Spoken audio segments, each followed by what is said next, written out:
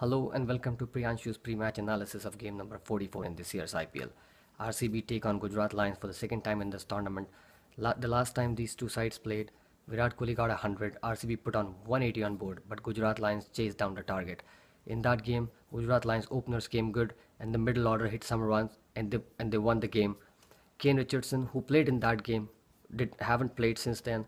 He was really expensive. He went for more than 13 runs per over in that game, but generally I think he's a better bowler compared to Chris Jordan. Chris Jordan, he should make way for Tabraiz Shamshi tomorrow.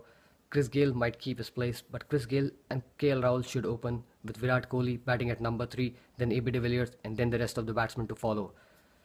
RCB, if they bat first, they need to put on 170, 175 on board to challenge this Gujarat lineup.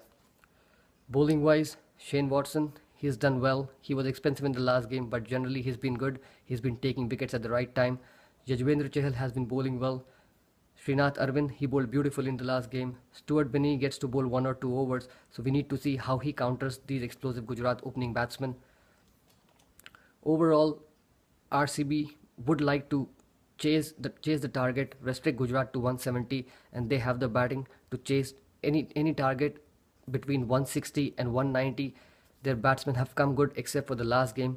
The pitch at Bangalore seems to be a little slow, so it won't be an absolute belter. That's what I expect. 170, 175, it should be a good game for either side. 170, 175 looks like a defendable target. Gujarat Lions bowling, Praveen Kumar and Dhaval Kulkarni, they bowl really well up front. They bowl wicket to wicket lines. They swing the ball around, so it won't be easy for Chris Gayle to score runs against these two guys. Chris Gayle will need to take his time, play out 15-20 balls, score 10-15 runs, because he can make up for all the dot balls later on. KL Rahul, he's been batting magnificently in this tournament. He's scoring 50s at will right now. Virat Kohli, well, he didn't have a great game last time around, but he's already had 2 centuries in this IPL.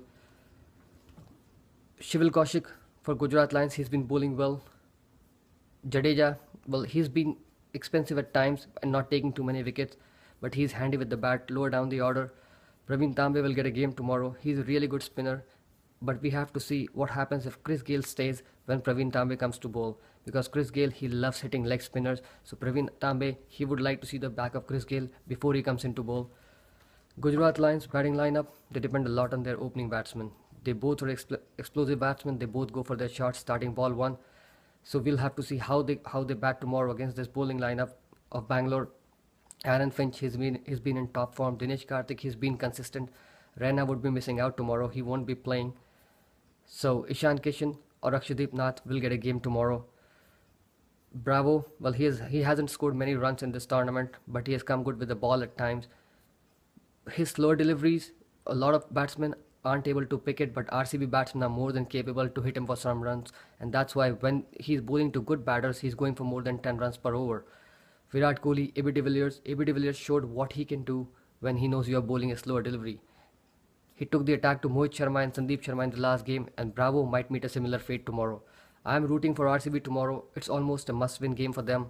I hope RCB wins and Gujarat Lions loses tomorrow.